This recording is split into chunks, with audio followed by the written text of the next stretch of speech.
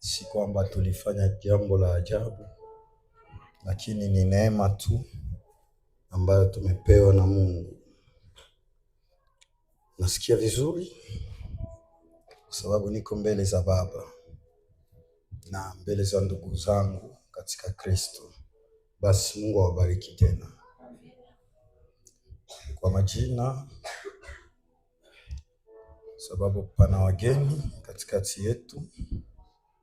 Kwa majina, naitika kwa jina la Modeste Grand Kapeshi, naokoka na mpenda Mungu.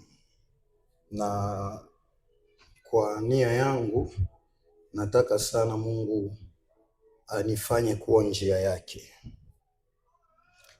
Nimeoa, nina mke, nina watoto pia. Mungu ametubariki na anaendelea kutubariki kila leo. Amen, amen. Basi nisaidie kusalimu jirani yako, umwambie Bwana anakupenda. Ambia wengine ngambo, Bwana anakupenda. Ambia umeweko nyuma yako, Bwana anakupenda. Basi pepea useme nimependwa na Bwana. Amen. Tutasoma maandiko matakatifu, kitabu cha Daniel sura 3. Tutasoma kirefu kabisa. Tutasoma hii chapitre yote, Daniel sura 3. Tutaanza kwa mstari wa kwanza hadi mwisho ya hii chapitre. Kwa hiyo nitasihi kanisa wasisimame maksudi wasichoke. Kama una Biblia ya kwako, fungua Daniel sura 3, tuanze usomi. Makanisa mengine ambayo labda wamepata ujuzi huu, boy banasomaka bote a haute voix. Banaweza soma hata chapitre mzima bote a haute voix. Kila mtu na yake Biblia. Na wengine benye abana banakoka bana projecter mwehana Biblia nda nasomea pale a haute voix. Lakini sasa juu shia hatuyazoea vile, hatutasoma a haute voix. Wewe utasoma kimoyo moyo na mimi nasoma a haute voix. Na wewe mwenye hauna Biblia, basi utajitahidi kuwa na umakini wa kunisikiliza. Unisikilize kupitia huu usomi, unaweza kuelewa mambo fulani fulani. Kabla hatujasoma, tuko na somo ambayo tutaikanusha leo. Ni somo ambayo tulianza tangu lundi, na hapa mimi nataka nione benye balitufuata du lundi au jeudi. Tangu lundi mpaka jeudi be balikuwa bafanye hivi mkono tuone. Lundi mpaka jeudi antukani wachache sana. Kwa hiyo tutafanya ndio najua wengine wako huko, lakini hata hivyo selon hii umati ni wachache tu. Tutasikilizana tu. Mungu hakuwake na upendeleo. Amen, amen. Nitasihi kanisa, kama mkisikia hii sauti, usikubali mtu yoyote akuvunje moyo pale kuna ikala, au akupunguzie mwendo kwa nia yoyote au hali yoyote ile. Kama mkao wa kula, uwe tayari kupokea maneno ya Mungu. Najua, sizani bali ninajua Mungu. Nasema vizuri, Mungu atapita kwako leo. Amen, amen. Leo Mungu atazungumza na wewe. Si tuliimba aseme ukishuka shuka na neno, njoo hili linashuka. Njoo hii sasa. Hamkujiamini? Si muliamini be mulimba. Sasa neno hili. Tunasoma Nebukadneza mfalme alifanya sanamu ya dhahabu ambayo urefu wake ulikuwa dhiraa 60 na upana wake dhiraa 6, akaisimamisha katika uwanda wa Dura katika wilaya ya Babeli. Ndipo Nebukadneza akatuma watu kuwakusanya maamiri na manaibu na maliwali na makadhi na watunza hazina na mawaziri na mawakili na wakuu wa wilaya zote ili wahudhurie wakati wa kuizindua ile sanamu mfalme Nebukadneza aliyoisimamisha.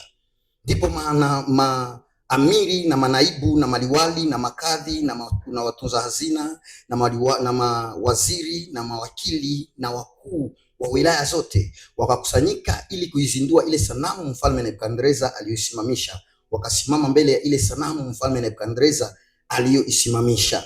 Ndipo mpiga mbiu akapiga kelele akisema, enyi watu wa kabila zote na taifa na lugha, mmeamriwa hivi: wakati mtakapoisikia sauti ya panda na filimbi na kinubi na zeze na santuri na zomari na namna zote za ngoma, lazima kuanguka na kuiabudu sanamu ya dhahabu mfalme Nebukadneza aliyoisimamisha. Na kila mtu asiyeanguka na kuiabudu atatupwa saa hiyo hiyo katika tanuru ya moto uwakao. Basi wakati huo watu wa kabila zote waliposikia sauti ya panda na filimbi na kinubi na zeze na santuri na zomari na namna zote za ngoma, watu wote na mataifa na lugha wakaanguka wakaiabudu ile sanamu mfalme Nebukadneza aliyoisimamisha. Basi baadhi ya Wakaldayo wakakaribia wakaleta mashtaki juu ya Wayahudi. Wakajibu wakamwambia mfalme Nebukadneza, mfalme uishi milele. Wewe mfalme ulitoa amri ya kwamba kila mtu atakaposikia sauti ya panda na filimbi na kinubi na zeze na santuri na zomari na namna zote za ngoma ni lazima aanguke na kuiabudu ile sanamu ya dhahabu, na kila mtu asianguka na kuiabudu sanamu ya dhahabu atatupwa katika tanuru ya moto uwakao. Wako Wayahudi kadha wa kadha uliowaweka juu ya mambo ya wilaya ya Babeli, yaani Shadraka na Meshaki na Abednego. Watu hawa mfalme hawakujali wewe wala hawaitumikii miungu yako wala kuiabudu sanamu ya dhahabu uliyoisimamisha. Basi Nebukadneza akatoa amri kwa hasira na ghadhabu waletwe hao Shadraka na Meshaki na Abednego. Basi wakawaleta watu hao mbele ya mfalme. Nebukadneza akajibu akawaambia, enyi Shadraka na Meshaki na Abednego, je, ni kwa makusudi hata mtumikii Mungu wangu wala kuisujudia sanamu ya dhahabu niliyoisimamisha? Basi sasa, kama mkiwa tayari, wakati mtakaposikia sauti ya panda na filimbi na kinubi na zenze na saturi na zomari na namna zote za ngoma, kuanguka na kuisujudia sanamu ya dhahabu niliyoisimamisha ni vema. Basi msipoisujudia mtatupwa saa hiyo hiyo katika tanuru iwakayo moto. Naye ni nani Mungu yule atakaye waokoa ninyi na mkono wangu? Ndipo Shadraka na Meshaki na Abednego wakajibu wakamwambia, mfalme Nebukadneza, hamna haja kukujibu katika neno hili. Kama ni hivyo, Mungu wetu tunayemtumikia aweza kutuokoa na tanuru ile iwakayo moto, naye atatuokoa na mkono wako, mfalme. Bali kama si hivyo, ujue mfalme ya kuwa sisi hatukubali kuitumikia miungu yako wala kuisujudia hiyo sanamu ya dhahabu ulioisimamisha. Ndipo mfalme Nebukadneza akajaa ghadhabu na sura ya uso wake ikabadilika kwa ajili ya Shadraka na Meshaki na Abednego. Basi akatoa amri watie moto ile tanuru mara 7 kuliko desturi yake ya kutiwa moto. Kisha wakaamuru baadhi ya watu mashujaa wa jeshi lake kuwafunga Shadraka na Meshaki na Abednego na kuwatupa katika ile tanuru iwakayo moto. Basi watu hao wakafungwa hali wamevaa suruali zao na kanzu zao na joo zao na mavazi yao mengine, wakatupwa katikati ya ile tanuru iliyokuwa ikiwaka moto. Basi kwa sababu amri ya mfalme ilikuwa ni kali na lile tanuru lilikuwa lina moto sana, mwako wa ule moto ukawaua wale watu waliowashika Shadraka na Meshaki na Abednego. Na watu hao watatu, Shadraka na Meshaki na Abednego, wakaanguka hali wamefungwa katikati ya ile tanuru iliyokuwa inawaka moto. Ndipo Nebukadneza akastaajabu, akainuka kwa haraka, akaenda akanena, akawaambia mawaziri wake, je, hatukuwatupa watu watatu hali wamefungwa katikati ya moto? Wakajibu wakamwambia mfalme, kweli mfalme. Akajibu akasema, tazama, mimi naona watu wana, nao wamefunguliwa, wanatembea katikati ya ile moto, hali hawana zara, na sura ya yule mtu wa nne ni mfano wa mwana wa miungu. Kisha Nebukadneza akaukaribia mdomo wa ile tanuru iliyokuwa inawaka moto, akanena akasema, enyi Shadraka na Meshaki na Abednego, watumishi wa Mungu aliye hai, tokeni nje huku. Ndipo Shadraka na Meshaki na Abednego wakatoka katikati ya ule moto, na maamiri na manaibu na maliwali na mawaziri waliokuwa wamekusanyika pamoja, wakawaona watu hao ya kuwa ule moto ulikuwa hauna nguvu juu ya miili yao, wala nywele za vichwa vyao hazikuteketea, wala suruali zao hazikubadilika, wala harufu ya moto haikuwapata hata kidogo. Nebukadneza akasema, na ahimidiwe Mungu wa Shadraka na Meshaki na Abednego, aliyemtuma malaika wake akawaokoa watumishi wake waliomtumaini, wakaligeuza neno la mfalme na kujitoa miili yao, ili wasimtumikie Mungu mwingine wala kumwabudu ila Mungu wao wenyewe. Basi mimi naweka amri ya kuwa kila kabila ya watu na kila taifa na kila lugha watakaonena neno lolote lisilopasa juu ya Mungu wa Shadraka na Meshaki na Abednego watakatwa vipande vipande, na nyumba zao zitafanywa jaa, kwa kuwa hakuna Mungu mwingine awezaye kuokoa namna hii. Kisha mfalme akawakuza Shadraka na Meshaki na Abednego katika wilaya ya Babeli. Amen. Tunashukuru. Somo ambayo tuko nayo inasema juu ya tanuru ya moto.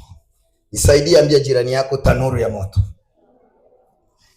Na tunaposema juu ya tanuru ya moto, niko nataka tu nifanye karatrapashe kadogo kusudi tupime kuelewa kwa wale ambao hawakukua, sababu wengi hawakukua. Lakini tunapotumikisha hii terme tanuru ya moto, kiukweli ni kwamba mimi sitaki tu niongee juu ya Meshaki, Shadraka na Abednego katika ile fourneuse ardente, lakini niko nataka uelewe hii neno tanuru ya moto tunaikamata musanse. Hata ukiangalia mdictionnaire utaona sanse gani tunaongelea hamo. Ni sanse yenyewe inamaanisha mahali pa vita. Nisaidie utamke mahali pa vita, zone de combat. Njo musanse yenye tuko tunaongelea mo hii neno tanuru ya moto.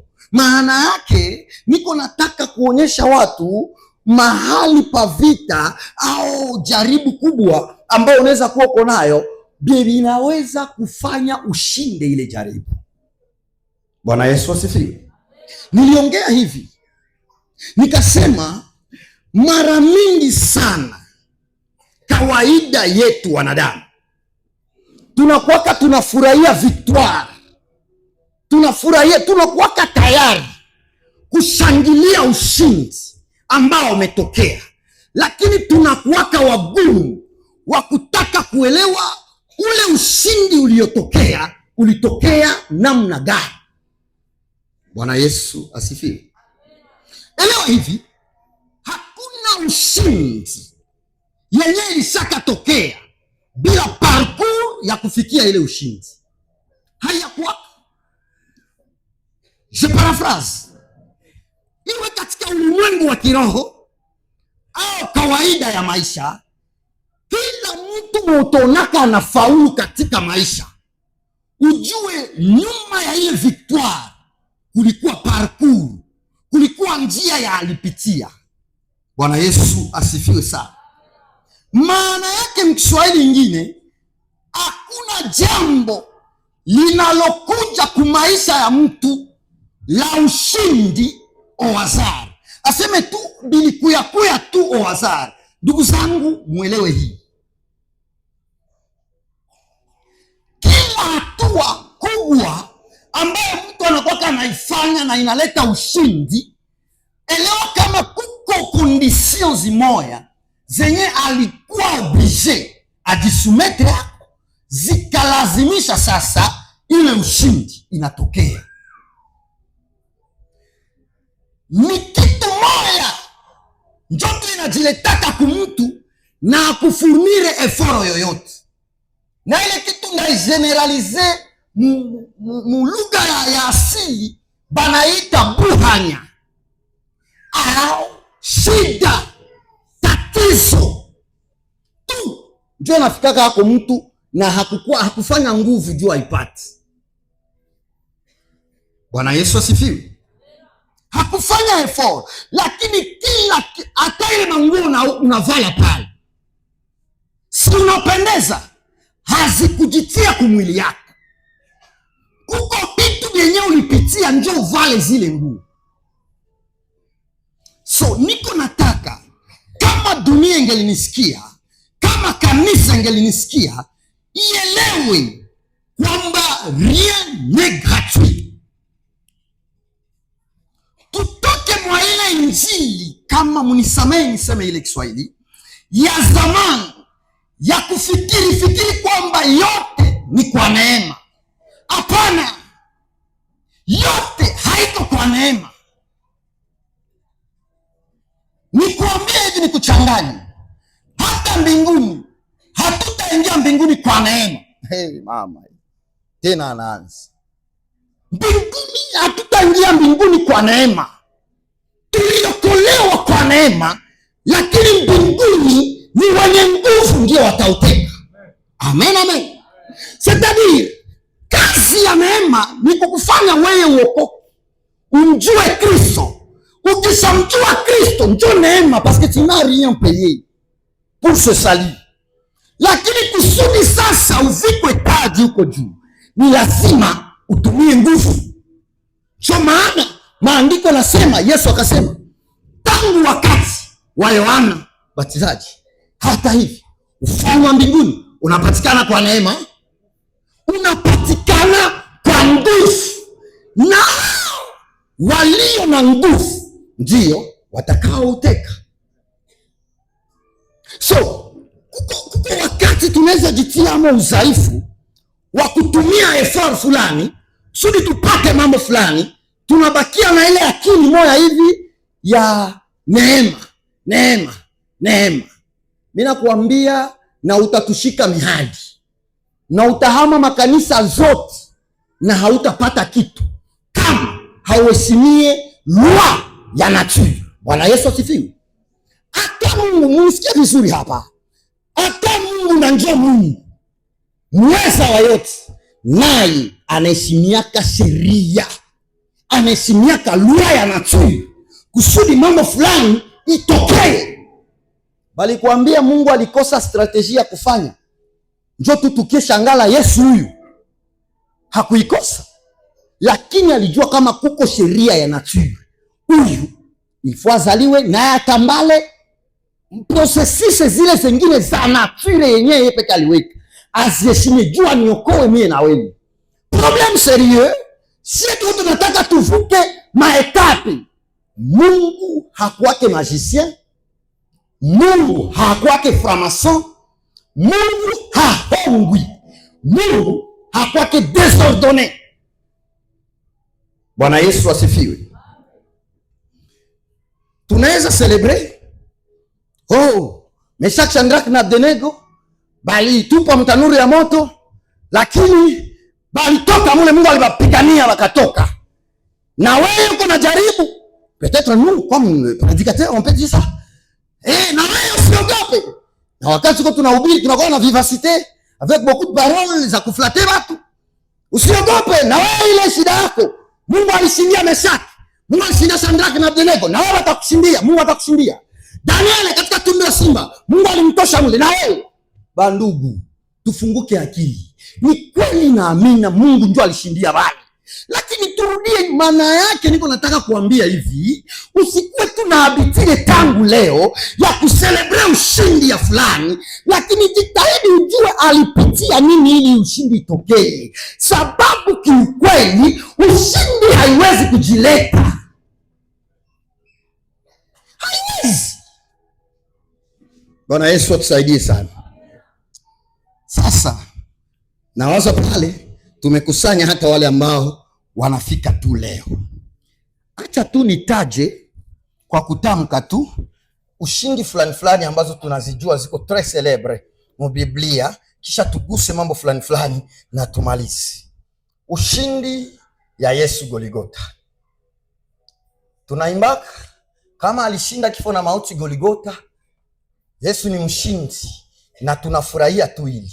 Lakini eske ushaka ikala ukawaza parkuru ya Yesu kusudi ya kingwa anafanya anapata ile victoire Goligota? Ile ni swali ujiulize. Ushindi ya Elia kwa mlima Karmeli. Aliita tu moto. Mungu, tunasemaka mingi shibahubiri wakati tuko hapa kwa sababu aka maneno mbili tu na moto ikashuka. Eske tulishaka ikala tukawaza parkuru ya huyo Elia ndio afikie kuleta moto? Tulishaka ikala au tunapendaka tu tuimbe kama moto ilishuka bili kwaka enjoy moto ishuka? Ushindi ya Joshua kuangusha kuta za Yeriko. Eske tulishaikala hata kama nimeshawahi kufundisha hii somo hapa, tufikiri vilivyofanyika kusudi kuta za Yeriko zianguke? Na wakati tuko mkutano ndeza fufiwa hapa na nguvu zimoja zenye labda hamuelewi, na mwambia msimame tuangushe kuta za Yeriko, na ndio tunaanza naangusha anguka. Utachoka na mbavu zitakatika na hakuna itaanguka kama haukuheshimia prinsipi. Sanetepa waza soma maandiko. Utaangusha kuta za Yeriko, unaangushia hapa, unaangusha Chabarabe, unaangushia kama Bisurusu, unaenda kama Nyolo, unaangusha kuta za Yeriko ziko pale imara, hazianguki. Kisha unaanza shika Mungu hali. Mungu anakuambia si wirazi na wapumbafu. Bwana Yesu asifiwe. Mungu hawe razi na wapumbafu. C'est pourquoi niko na comprendre problème sérieux yenye shetani iko napiga watu ni kuwapumbazisha akili wasipate kuyaelewa maandiko. Et c'est pourquoi arme ya kwanza ya Mkristo ni ukweli, sababu ukijua kweli utawekwa huru. Bwana Yesu asifiwe. Tulisema juu ya Daniel katika tundu ya simba.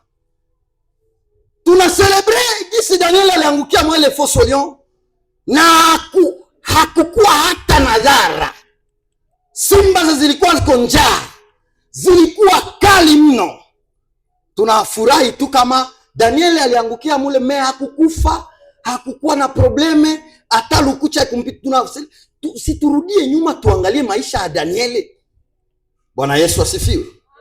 Tunafurahia juu ya hawa wandugu hao. Niruke nishasema juu ya Meshaki, Shadraka na Abednego, niseme juu ya Elia na Elisha. Tunafurahia tu juu ya Elisha, alipata koti ya Elia na ikamwangukia na akapata karama za Elia maradufu. Si tunafundisha vile vilitokea je njoo huyu mtu apate ile koti? Paske ilikuwa ushindi hili. Na hapa hivi, paske nilishaongea hii semene yote, niliongea juu ya Elia kumlima wa Karmeli, niliongea juu ya kuta ya Yeriko zamani, nilishaongea juu ya Daniel katika tundu ya simba, na niliongea juu ya Meshaki, Shadraka na Abednego. Leo ndaongea tu juu ya vitu viwili. Ndaongea juu ya Yesu Goligota na juu ya Elisha. Bwana Yesu asifiwe. Hizi ushindi mbili zitakukokota uelewe utafanya nini ili ushinde. Sisi wote gisi tuko na maono makubwa. Tunakusudia kushinda mambo ambayo yanakuwa mbele yetu. Lakini kuko kitu shetani anaweza kuacha ukwe na ile imani. Mungu ni mweza wa yote. Mungu atanisaidia. Mungu atanipigania. Lakini anakufutika strategy. Usielewe utakavyofanya ndio ushinde. Anakuacha milomo ipayuke na shinda. Na unaweza kamatia kubatu fulani hata mfano. Si tulikuwa kanaomba na fulani. Yeye ule mwasha olewa na mimi ndaolewa. Anakufutika strategy. Njoo unabakia pale. Uko na ngoja sina hota jenga. Uko na ngoya hautapata. Mungu iko na kushangala. Mungu anakushangala. lakini juu Mungu ni mwingi wa rehema, ona vya anafanyaka, na kusi ufanye tu mkono hivi, fanya mkono hivi, ona vya Mungu anafanyaka. Alitaka leo uelewe hili maksudi, uanze kutembea utukufu hadi utukufu. Donc il faut que tu marches de gloire en gloire. Sababu ukijua hivi utakamata ela ya mzuri yenye itadeclenche sasa victoire yako. Njoo rehema za Mungu zili. Bwana Yesu asifiwe. Sikia nikwambie, hatutasoma lakini ukisoma Wafalme wa Pili sura 2 ile chapitre uisome, utaelewa bilikuwaka enjo Elisha apate ile koti. Tunaambiaka tu watu kama Elisha alipata koti na sali rudia akaanza fanya miujiza. C'est vrai, alifanya miujiza.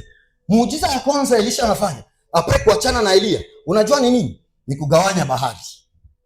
Naye aligawanya bahari. Unaona muujiza ya pili akaleta dubu ikajehuri.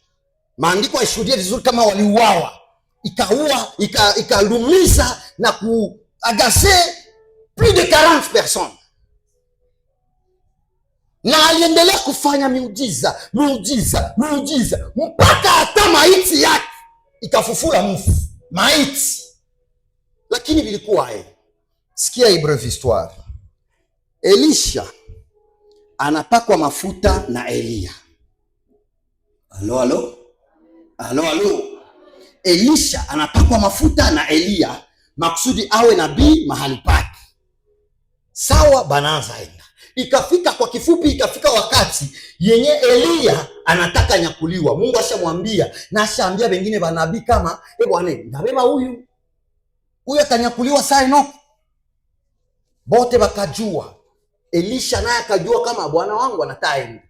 Alikuwa na hasira. Ukisoma ile maandiko utaona kama wakati anafika fasi fulani hapa watu wanamwambia, unajua kama bwana wako ataenda. Alikuwa anabajilia na makali. Alikuwa anabambia hivi aseme, najua mnyamazi. Mimi najua mnyamazi. Sasa nafika Yeriko, wana wa manabii waliko pale, wanaambia Elisha, wanamuita pembeni. Wanamwambia Elisha, unajua kama Elia anataka mnyakua, anataka. Kama mimi najua mnyamazi, huliki. Mimi najua. Maana alikuwa na kolera ya kuachwa. Sasa vile na wewe unakuwa tu na hasira, mtu akikuacha labda akufe labda. Na alikuwa na hasira. Lakini sasa Elia iko nataka Elisha donge iko na mtuma tu jinsi mtu anatuma mtoto kisha mkwepi. Elisha iko makini. Usikie ile neno vizuri. Akakatalia maraba Elia, sitaki. Bakia kwanza hapa ndafika pale. Anambia kama Mungu aishivyo na kama roho yako ishivyo, sitakuacha. Tuko na wewe kili. Maana kuna tia mguu na mimi niko pale. Bakaenda. Banafika basi na bakia hapa kwanza ndafika Yeriko. Kama Mungu aishivyo na kama roho yako ishivyo, sitakuacha. Tuko na wewe. Uko nasikia ile kitu ikufundishe quelque chose. Ukuyapata ile manto haikukuwa waza. Sikia sasa kitu kikubwa kenye mimi kilinishangaza. Bakavuka Yordani. Elia alishatia ile wakati walipaka Yordani mtoni na yala, akatosha koti yake, akaipiga yule ya mai kafunguka, yeye na Elisha wakapita. Na bana wa manabii kwa wanaangalia kwamba bakapita bakavuka. Wakati walivuka pale sasa moma ya juu ya kubeba Elia inafika.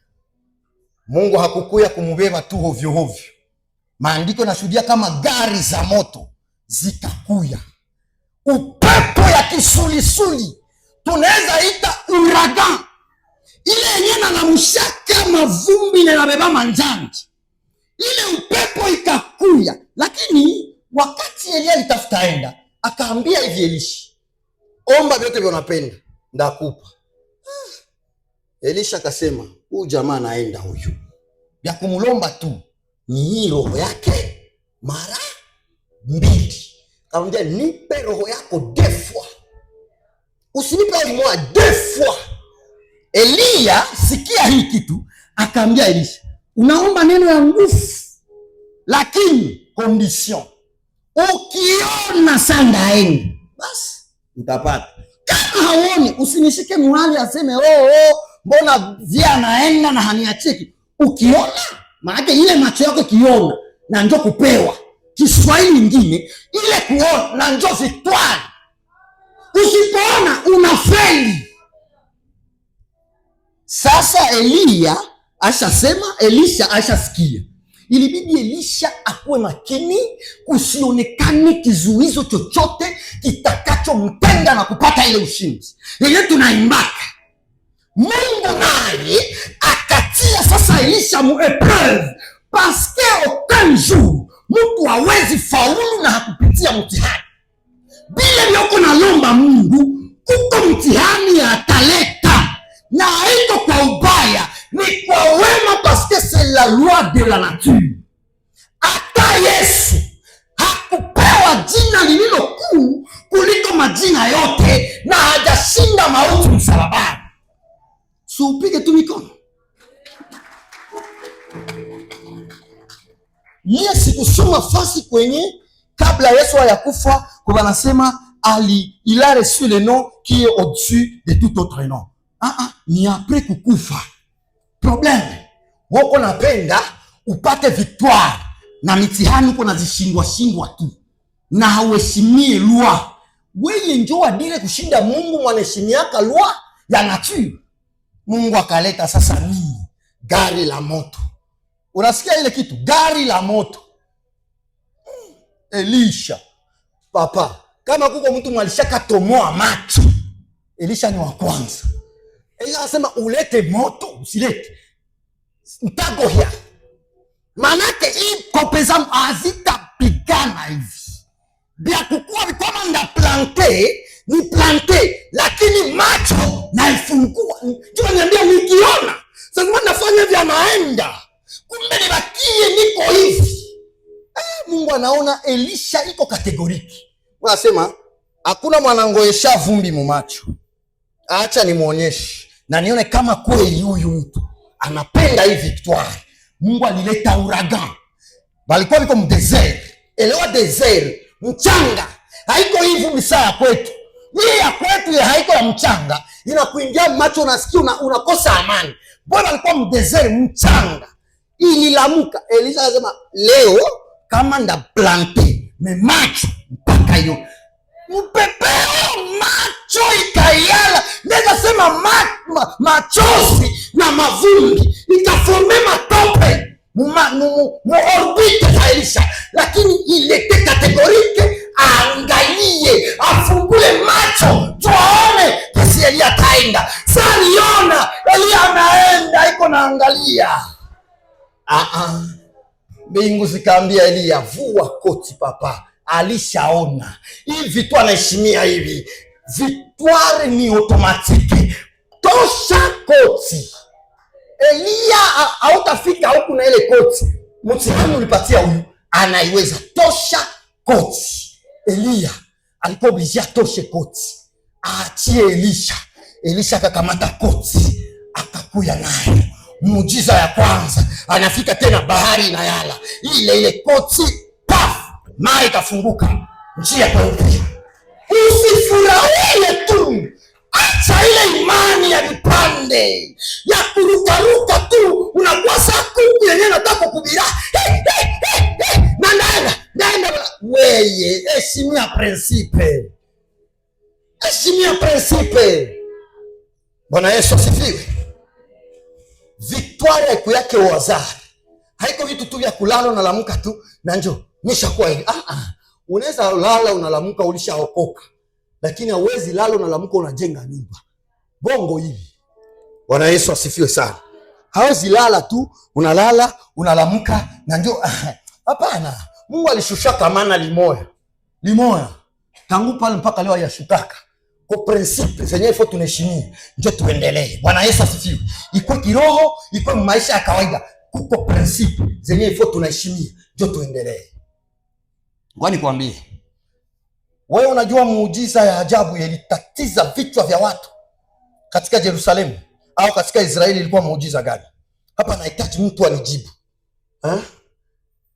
Siabambia hayo, maraba siabambia hivi. Mniambie kwanza ile muujiza yenyewe mpaka watu wakaishiwa na ikaleta matatizo. Mniambie ile muujiza. Na wale kwa wapi?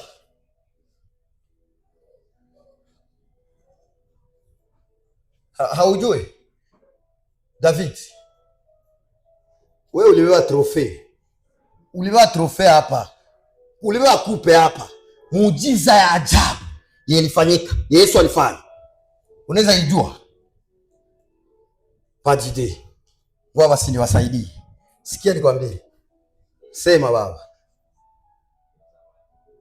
kugeuza maji kuwa divai, ile ni ya kwanza, mimi haiko njoo ya dini.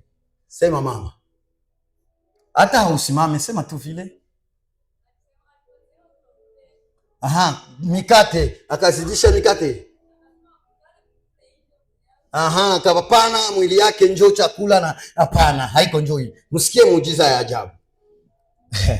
Muujiza ya Yesu alifanya ya dili yenye lishangaza mpaka ikaleta vitu, ni kufufua Lazaro. Bwana Yesu asifiwe. Ni kufufua Lazaro. Nikwambie juu ya nini? Kufufuka ya Lazaro ilishangaza watu kuliko miujiza yote. Sababu ni hizi, sababu katika Israeli balikuwa banajua hivi, mtu akikufa, ndio maana bengine Yesu alifufula, haikuletaka vita, haikuleta matatizo. Lakini Lazaro, batu walinuna na bamingi wakatoka mwile dini za Kiyahudi wakajiunga na Yesu, mpaka batu wakasema no, hawezi kuwa hivi, Lazaro hawezi fufuka, tuwinde Lazaro tumuue. Maana ingelikuwa leo wangelimpa makaroho na makaroho akufe tu, akufe na hayatoka tamu ile mpango ya kwao. Juu ilishangaza. Sasa ilishangaza juu ya nini? Ilishangaza kwa sababu Yesu au Wayahudi niseme hivyo, walikuwa na desturi, walikuwa wanajua hivi, mtu akikufa siku 3 manake hayakufa mzuri. Ndio maana walitiaka alijue kukaburi ya Yesu kama haujuaji. Balikuwa wanajua alisema aseme atafufuka. Sasa roho ya mtu akikufa, unisikia hapa mzuri, Bayahudi walikuwa wanajua mtu akikufa manake panda 3 jours ile roho yake inakuwa hayaenda fasi, inakuwa tiko nazunguruka kwa lule mwili wake luko iko inazunguruka, iko natafuta gisi tena inaweza ingia hamo ndio aonekane. Bwana Yesu asifiwe. Sasa wakasema huyu aishakufa, tufunge hii kaburi juu roho yake iko nazunguruka hapa, isikie pata njia ya kuingia juu asitoki.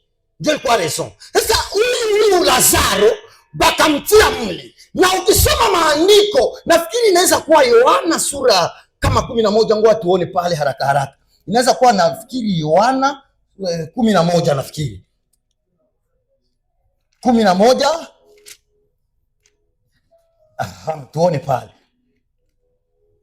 Yohana 11 hapa, si okay, 11:30 ile unaona. Okay, tutasoma pale, lakini usikie kwanza hii swali. Sasa Lazaro sasa alikufa, Yesu hakuenda juu Yesu alikuwa bashamzarau. Niko nataka kuonyesha ushindi inatokanaka na mambo fulani, haiko tu hazari, inatokanaka na mambo fulani, na utaijua leo. Bwana Yesu asifiwe. Sasa hapa Wayahudi wanajua kama mtu akikufa, ndio maana yake hivi, Myahudi katika Israeli kilio ilikuwa inakolea après 3 jours. Maana siku ya kwanza mtu anakufa walikuwa wanalia polepole, unaenda kaka, uliona nini? Ndio yetu ya leo. Deuxième jour, uliona nini? Lakini wangana matumaini angalia atakuya. Juu roho yake iko tu hapa. Shia tuione meiko hapa. Siku ya 3. Sasa siku ya 4 bana maana ndio kulia, ndio sasa mwanzo ya kilio sasa. Nasema basi 3 jours hakuyi. Maana hapa na ndio basi. Sasa walilia Lazaro ile siku ya 4 sana. Yesu naye alikuwa anajua hii desturi, akakatala hataenda mpaka siku 4 zieneye. Mazarau ilikuwa ilishapita. Mazarau ilikuwa ishapita. Sasa Yesu anaongea. Sikie. Basi Yesu hali akiugua tena nafsini mwake, akafika kwenye kaburi, nalo lilikuwa ni pango na jiwe limeweka juu yake. Yesu akasema, liondoeni jiwe. Martha dada yake na yule aliyefariki akamwambia, Bwana, ananuka sasa, maana amekuwa maiti siku 4. Maana hii verse inaonyesha maki hakuna tena matumaini ya kufufua huyu Siku ine zishene ashamaliza zile 3 zenye tunajua. Maana roho yake maraba ishaenda hawezi rudia. Na kwa siku ine kisha hapa hivi tuone Yesu akamwambia, mimi sikukuambia kwamba ukiamini utaona utukufu wa Mungu? Basi wakaliondoa lile jiwe. Yesu akainua, sikia sekret. Yesu akainua macho yake juu akasema, Baba, nakushukuru kwa kuwa umenisikia. Neno ya kwanza hii. Nami nalijua ya kuwa wewe wanisikia siku zote, lakini kwa ajili ya mkutano huu wanaohudhuria nalisema, hapana mimi nasema, nalisema haya ili wapate kusadiki kwamba wewe ndiwe uliyenituma. Maana yake Yesu alikuwa alishamaliza wiklo na baba yake juu ya kifo ya huyu mtu. Balikuwa alishamaliza, uniuie mtu mweko celebre Betania. Njo umuue. Kisha na mimi naenda après 3 jours, 4e jour ni mfufuru. Uko sekre hapa. Ndugu yangu mpendwa, Mkristo mwenzangu unayenisikiliza, sikiliza vizuri. Hakuna kitu utakipata kwa Mungu ama hapa duniani usipokubali kuheshimia parcours. Bwana Yesu asifiwe.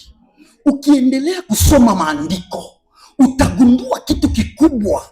Kama victoire ya Yesu, niliandika vile kumtandao ikachanganyisha watu. Victoire ya Yesu haikufanyikaka Golgotha tosha ile mkichwa. Hapana. Yesu alimaliza vita na alilipa deni. Vyote vilishia Getsemani. Golgotha alienda kutoa tu trofe, na alikuwa shamaliza vyote. Unajua, nilikuwa naambia mtu moja hapa Msemeni. Nikamwambia, unaona wewe ile nyumba uko nayo, shie tulikiaona sasa unajenga nyumba, mewala wewe ulishajenga zamani. Ile ndoa yoko natafuta, ile ndoa haitajileta.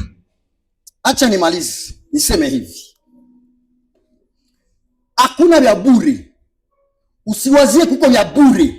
Wewe tu ule mwenyewe ungali unawaza, lakini hakuna vya bure. Watu wote walioshinda hata katika mambo ya maisha balikuwa na vitu vitatu vikubwa walipeleka. Alo. Ambia jirani yako, tega sikio vizuri.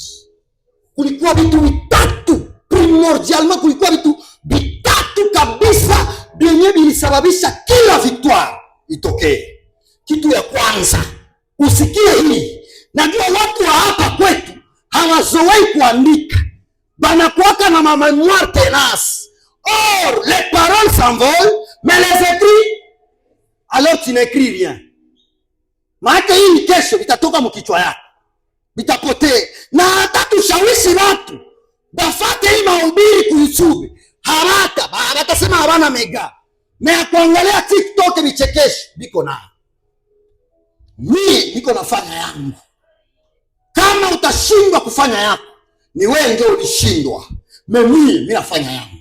Mambo makubwa matatu iliyokuja nyuma ya kila victorieux. Kila mshindi alipitia hii mambo matatu. Jambo ya kwanza ni obeisance. Nisaidie useme obeisance. Kutii ni mojawapo ya wewe kufaulu katika mambo unayofanya, katika mambo unayokusudia. Ukikuwa obeisant, ujue kama unakuwa na tike, pale unakuwa na 3/10.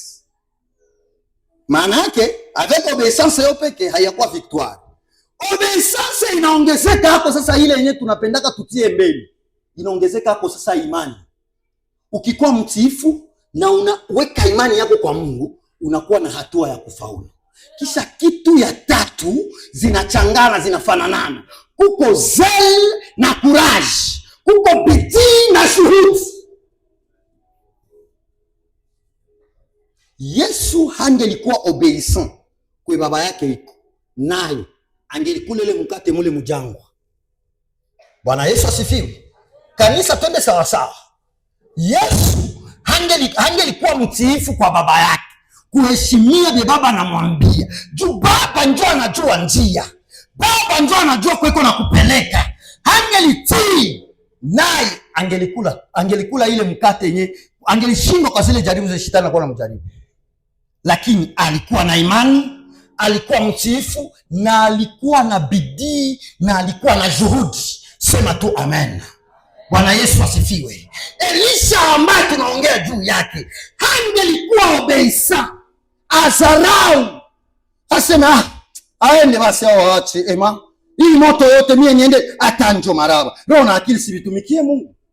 Shiba leo tunayua maandiko, tunajua katu ile yeko favorable kwetu. Roho na akili vitumikie Mungu, roho na akili mwai atanjo maraba. Mungu na sasa jua nini Mungu anipatia makiki? Sijui nifupishe kama bulongo natenga macho. Si tungelifanya zile analisi. Sijui nipo vumbi inakuwa ya mingi, lakini alijifunza kuobeiri. Na nikaandika hivi kumtandao.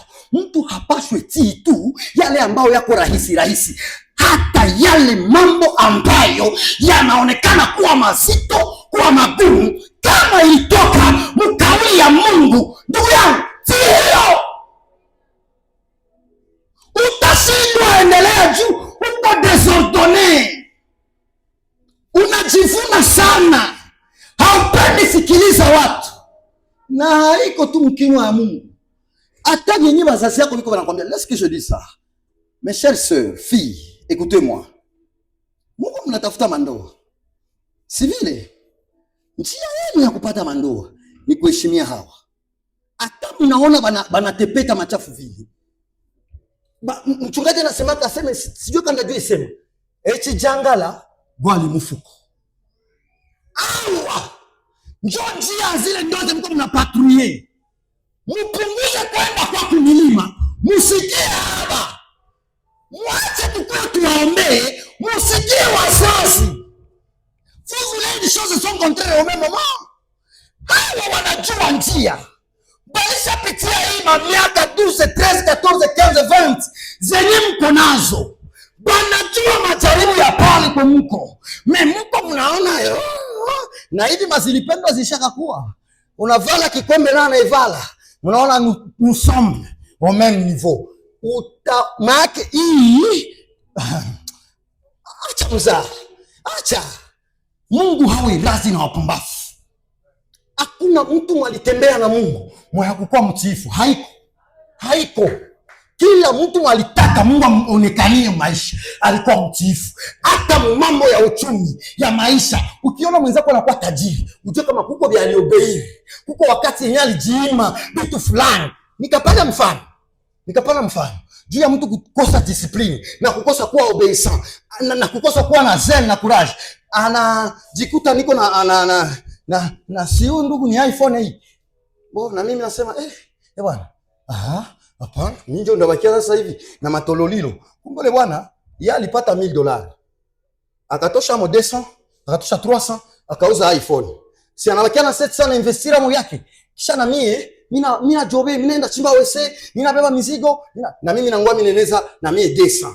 Kisha na mimi nenda, mimi nauza iPhone.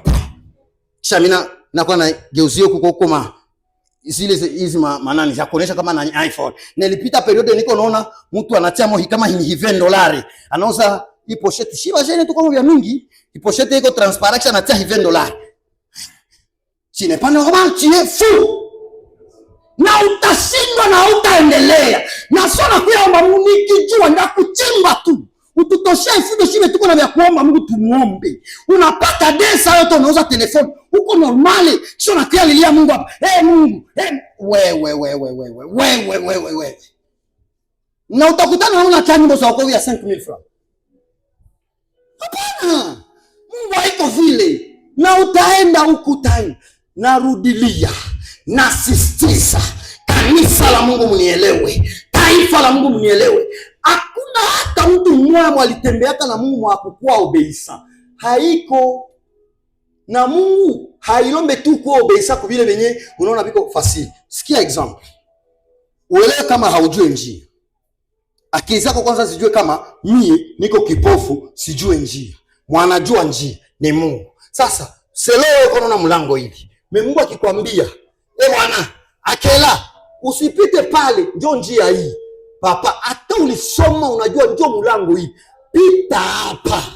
Ile kuobeile yako itafanya sio nafika hapa. Mungu anafungula njia. Musa alikuwa anajua geografia ya Egypte bien sana. Alikuwa anajua kama fasi moja tuko kuko njia ni huku kupita mkapital Canal de Suez, huku kwengine kote ni jangwa, kisha bahari, kisha alikuwa anajua. Mungu akamwambia never, haiko hapa nyo mtapita, mupite njoo hapa. Musa akakatala. Unajua, angalia vizuri, iliyosababisha Elia alete moto ni kwa sababu alitii Mungu. Tungelisoma maandiko ungeligundua mahali Eliko naita moto, akasema hivi, na parafraze tu, akasema Baba, leo ijulikane kuwa wewe ndio Mungu, na ionekane kuwa mimi nafanya hili yote kufuatana na neno lako. Maana yake walikuwa walishapatana na Mungu, utafanya hivi, watachinja ng'ombe, utajenga madhabahu, watamwaga maji, kisha unaniita. Alipomaliza kufanya lile, Mungu alijikuta mu obligation ya kumujibia. Tutie Mungu, excusez pour ce terme, lakini tutie Mungu mu dilemme. Tutie Mungu donc tumutie mu situation yenye Mungu wa Mungu, Mungu wa mbingu, Mungu wa baba zetu, Mungu muweza wa yote ajikutane hapa. Niko oblige nijibie huyo. Kama simujibie mimi ndio naaibika. Yesu anasema nini? Baba, hivi nilivifanya kwa neno lako. Maana yake kama ufufule Lazaro unanigusisha tushi, tulikuwa tushapatana na wewe. Hii kope tulianza na wewe Mungu. Niko na paraphrase njoo unielewe. Tulianza hii kope na wewe, tukapatana Lazaro akufe, vile vyote, na ukaniambia nisiende. Je paraphrase, je dis bien je paraphrase. Na ukaniambia nisiende ningoe 4 jours. Nilitii vile vyote. Sasa mimi huko kaburi ya Lazaro. Fanya sasa na wewe. Maana yake fanya devoir zako, kisha Mungu naye akupe droit. Mimi wakati nilikuwa mwalimu, nilikatalia ba inspecteur. Nikamwambia mimi nabadilisha hii programu. Hauwezi kuniambia nifundishe watoto, nibaanze bafundisha droit zao, kisha après basi jua haki yao, njoo niwaambia sasa devoir zao. Biblia iniambie vile. Nikamwambia directeur, mimi sitafundisha hivi. Ndafundisha kwa watoto waelewe devoir zao. Juu devoir za mtu akifanya devoir, njoo iko na haki sasa ya kupata droit yake. Nikaconvaincre directeur, nikaanza kufundisha watoto les devoirs des enfants envers leurs parents. Kisha sasa walijua ile, kumbe mimi napaswa fanya hivi na hivi. Nikamwambia sasa droit yako sasa kwa wazazi bakusomesha. Me kama ushotake mai, mzazi hata kusomesha. Juu ndio devoir. Sasa sisi tunapendaka droit na tuyafanya devoir. Never. Maandiko hainiambie anayekuwa na njaa na asitumike. Maandiko yananiambia asiyetumika ateko na njaa na hakutumika, asikule akufe na njaa. Uko nataka tuletea wewe ya wapi? Bia wapi ndio nataka tuletea? Ulitosha wapi lile ya kutaka Mungu ndio akujirie na wewe uyatii Mungu? Ya wapi lile? Ya wapi lile? Mniambie ulitosha lile wapi? Mungu nijirie, Mungu nijirie. Sasa Mungu anakutiria tembea hivi pale ndio uko juu. Unakuya. So unafika pale Sohema, ndeza hivi kare yangu itatokea pale. Cha nipite huko. So unafika pale unafanya deplacer. Nani iko na makosa? Wewe au Mungu? Fanya devoir zako, tii Mungu, baadaye Mungu atakusaidia. Yakobo sura 4 mstari wa 7, maandiko yananiambia nini? Mtiini Mungu. Baada ya kumtii Mungu, mpingeni sasa shetani naye atawakimbia. Tuko tayari kusimama. Tusimame tukemee. Utavunja mpaka wewe ndio unavunjika. Na shetani tabakia pale pale. Paske ukuheshimia hii principe. Yakobo sura 4 mstari wa 7. Mtiini Mungu. Mpingeni shetani naye atawakimbia. Sasa wewe unapinga shetani na hauyatii Mungu, atakufyonza. Wewe ngoja tu usiku. Ndio utasantire kama hauko na tii Mungu. Mungu anisaidie bakufyonze kwanza kidogo leo. Leo bakufyonze. Kadogo basikuwe bakufyonze. Ndio utaelewa kama hauna haja kukua na tunavunja. Eriko tunavunja. Wewe ulitii Mungu wapi? Mes devoirs avant mes droits. Kama ukufanya mapaswa yako, usitumaine kupata kitu kwa Mungu. Hautapata. hautapata. Mwingine hana hata imani, mwingine iko kuvunjikia moyo bure bure. Narudia, je souligne kwa ajili ya wadada, kwa ajili ya wakaka, munisikie vizuri. Ninaandika kwenye madhabahu ya Bwana, njia kubwa itakayokusaidia kufikia zile ndoto unazozikusudia, mojawapo ni kusikiliza wazazi wako, ni kutii maagizo ya Mungu. Haiko tu kuombaomba en desordre. Kaka, acha hii, haiko vizuri. Acha kusudi ufikie pale. Ukishindwa acha, unashindwa vala medai. Mungu hakwake na deni ya mtu. Simame tuombe Mungu. Simame tuombe Mungu. Mungu hakwake na deni ya mtu. Kama Mungu ameleta neno hili, ni makusudi mimi na wewe tupate kuendelea vizuri, tupate kusikia vizuri. Tangu leo acha ile bwerewere yo kwa. Kuko watu wanaweza tuma hapa waende kwa barabara kuuza chonga. Kumbe ashafika mshununu na pajo. Ashafika mshununu yeye na pajo. Sasa narudia, anajiuliza kama atasema alikosa chonga wala hai. Dada, ile miaka iko na kusumbua, mama yako alipitia mwa ile. Anajua matatizo ile. Sikiliza hayo. Utakushika mihali. Utaboresha washangaa misiko. Kumbe wenjo kwa mchifu. Utafuta maisha yako mwenyewe. Kwa nini mpendi kusikia? Tuimbe mpaka lini? Tuimbe mpaka lini? Ili taifa lisikie. Hauwezi kupata ushindi kama hauheshimu haya mambo matatu. Jifunze kuwa mtiifu. Jifunze kuwa na imani.